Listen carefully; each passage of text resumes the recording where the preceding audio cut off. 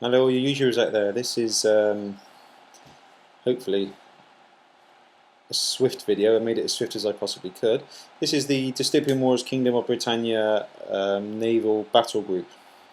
I'm going to go through various steps as quick as I can. Basically I base coated, well I want my battle group to have a little bit of red in it, sorry blue, a little bit of blue in it. I was going to try and get some red and white in there as well, but it didn't pan out that way in the end.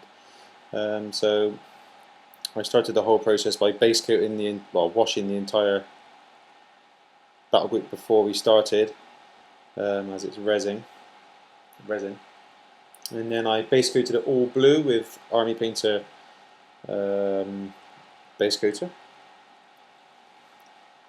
the blue, and then I got the airbrush out and started to add more steel. This is Vallejo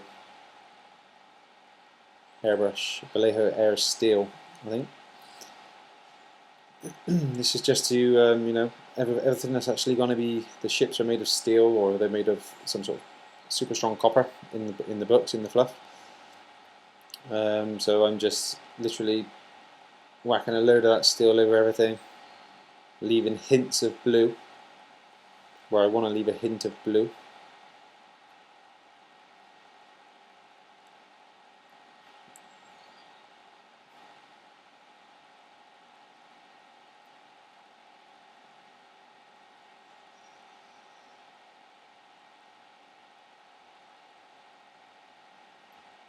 Super fast airbrush.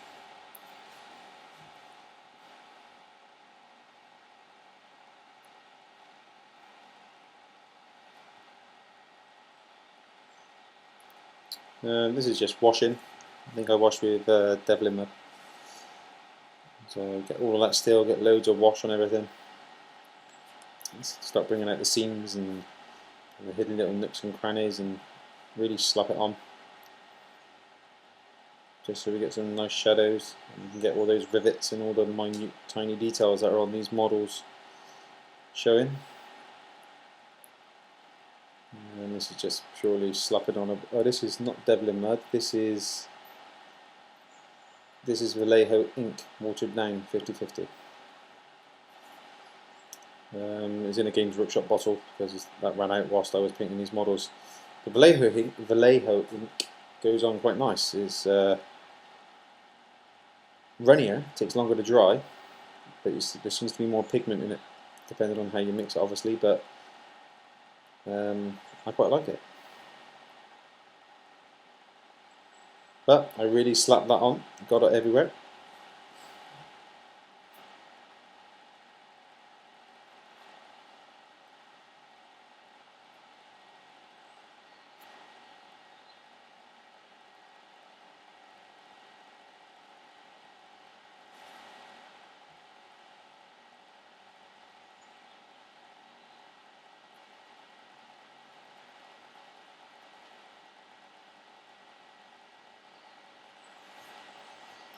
So now just tidying up the washes.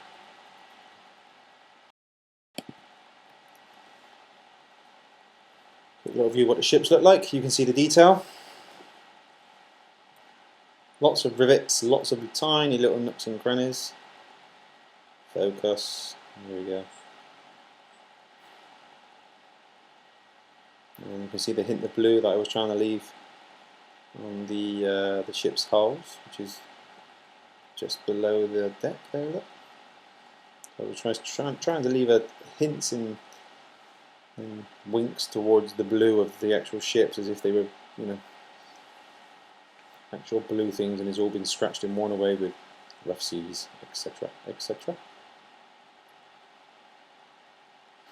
Tiny flyers, God knows what you've got to do with them. They're a bit of a pain really, so I just said, well, the planes were blue initially, a little bit of a dry brush with a steel colour, and that's the exhaust Ujima flips for the big one, for the big ship.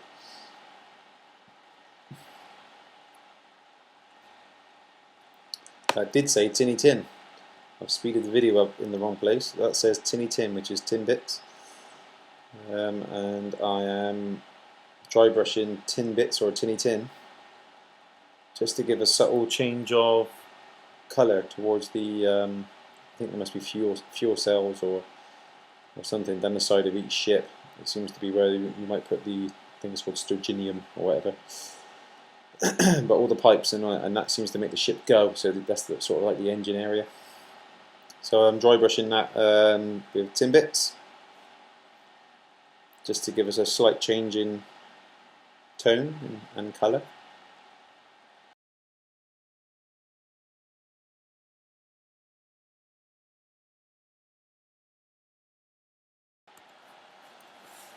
Unfortunately, whilst I was recording the first bits with the base coating and the steel and things, my battery died on my camera, so I carried on painting for another hour or so, and this is what we got to really. I base coated the deck boards with a dark brown of some description, mud or just, you know, Games Workshop base coat brown, and then give it a Devil in Mud wash. Then went back in with a slightly one like snakebite leather or a slightly lighter brown in tone, and picked out individual boards and then give it another wash, and it looks quite good. It's quite effective. The blue sturgeonium or the blue fuel cells on the side, my base coated it in Space Marine blue, then come up through a mid-tone blue, which was a Vallejo colour, I think, like I think it was something like I can't remember what it's called, sky blue or something like that, and then I finished off with a very nice bright blue. I think it was something like Wizard's blue or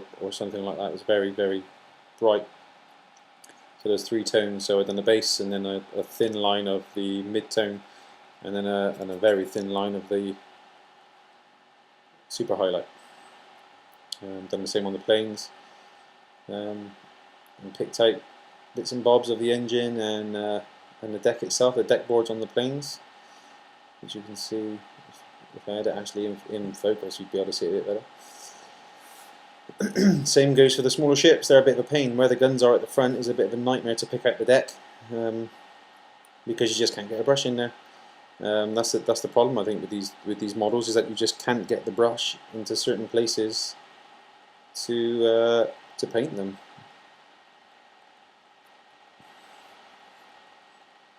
But I believe what I'm going to do now is pick out all the boilers and some of the external pipework, which may lead towards the exhaust fans or the big chimney stacks on top of the ships. So I'm going to pick all of them out in a Coppertone.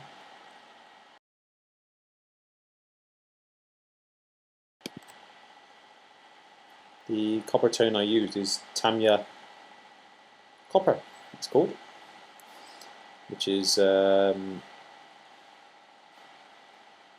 tiny flakes of copper in it. I would assume you've got to mix it with alcohol in order to get to let the paint flow, otherwise it dries super quick and you just end up wasting tons of it. You can't mix it with water. Bi-painted, done a tutorial on that a few weeks ago, so there's on Bi-painted's channel there's something about using Tamiya or Vallejo coppers and golds, which need alcohol in order to make them run correctly. But I just went in and picked out all the boilers, all the pipes around the chimneys, and all the gubbins like that. I'm not showing you all that because it took me ages. Well, it took about another 45 minutes, an hour to do each ship because there's just so many of them. And then I went in and varnished, gloss varnished. It has already been sprayed with dull coat, so I went back and I gloss varnished all of the, well, anything I wanted to stand out. So the bright blues, the sturgeonium, I think it's called. I'm going to have to check that rather than saying I think it's called every time. Any pipe work, anything that I would think would be glowing or would be shining, I've gone back in with a gloss varnish and picked it out. So all of the brass, copper pipes, anything around the chimneys, all that sort of stuff. Also around the chimney stacks I used a pigment for the first time, so I got some Vallejo pigments, a dirt and a rust colour, a sooty colour which I mixed together and just put it around the chimney stacks at the top to make it look like, you know, they are actually pumping out smoke, and they do get covered, and it looks quite good. I'm quite impressed with pigments. So there is that on there as well. But basically I went back, picked out every single thing which I thought was shiny, and I made it shine. Anything else I left as a dull coat. And yeah, that was it. I think in total they took me a good few hours, 3-4 hours, but quite enjoyable.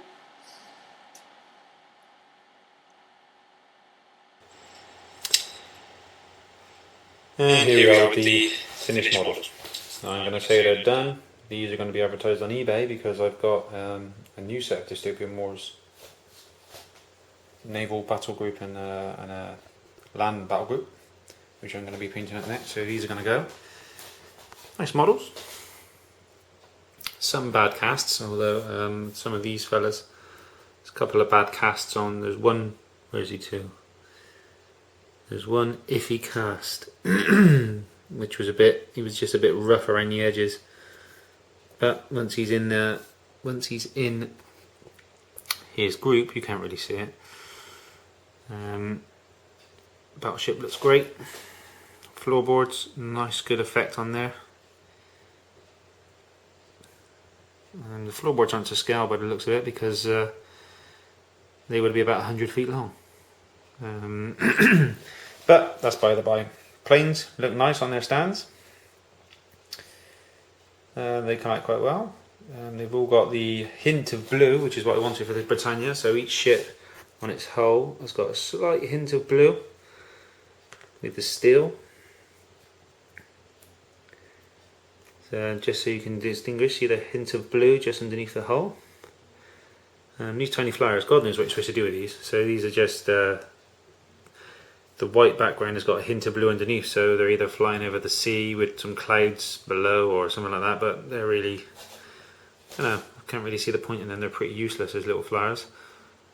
I'm not sure, I've never played the game, so I don't really know how they justify in the game. These are the Frigates, I believe. Again, they got the hint of blue on the hulls, and the big puppy, obviously. I've done all the tubes on the side blue, as if it was the Sturginium, I think it's called, or something like that, which is the the fuel cells for all of these things. But there, that's it, done and dusted, finished. This is just the final video, just to show you how they look on a naval scene. I'm going to be painting the Chinese fellas, what are they called? I can't remember. Hang on. Next project. Blazing Sun Bombers ×3. Empire of the Blazing Sun Assault Carrier. Bombers ×3, more bombers. Fighters ×30. Ugh, don't like the painting them as well. 30 of them. I might just sell them and not bother painting them because that's a real pain. Got the Empire of the Blazing Sun Armoured Battle Group. Which, a little bit of flock, a little bit of thing, a little bit of texture on the bases maybe. And Empire of the Blazing Sun Naval Battle Group. That's going to be the next things I'm painting up. I may do an unboxing video. I may do some painting on them as well on the videos. I don't know, we'll see. Anyway, thanks for watching. eBay link for this items below the video. You can own these ships if you want them. Cheers.